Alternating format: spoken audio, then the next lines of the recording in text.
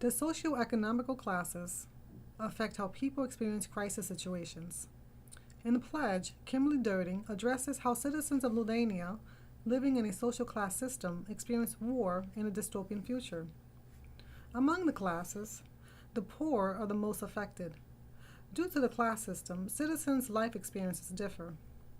The lower class are treated like second-class citizens, while the upper classes are privileged with better living conditions, schools, and access to health care.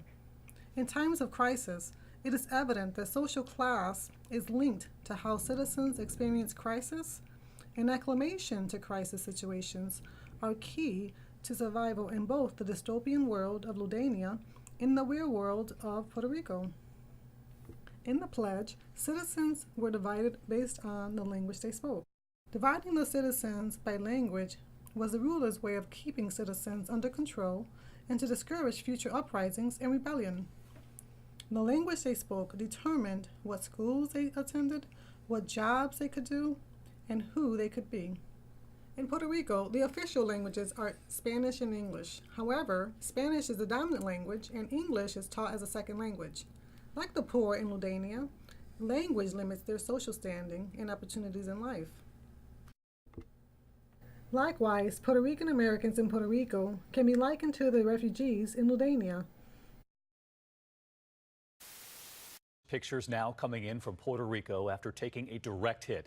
Hurricane Maria slamming into the island, and as you heard, one official saying the island is destroyed. 12,000 people heeding the call to get to shelters, including our hotel's ballroom.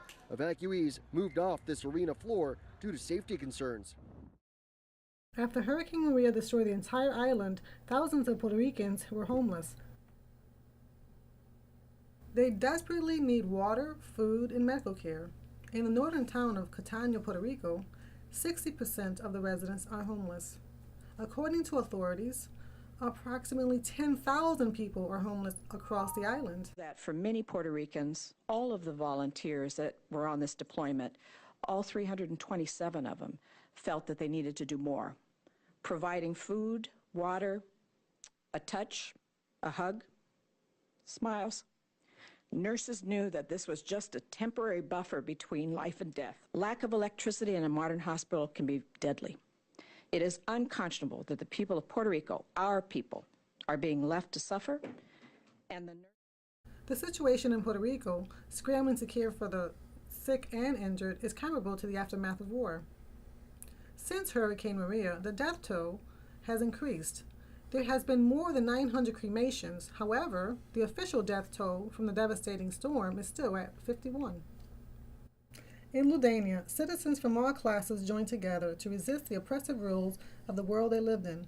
They were the revolutionaries, the outcasts, eager to live in a society free of oppression and free of the class system. They represented the rebel forces, the resistance, who understood change was necessary and that their country needed a new leader.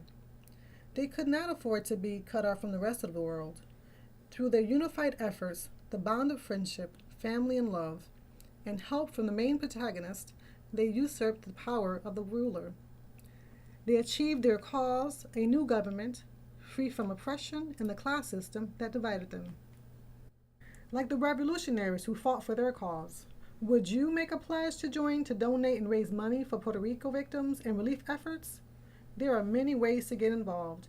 Please visit the various websites for further information.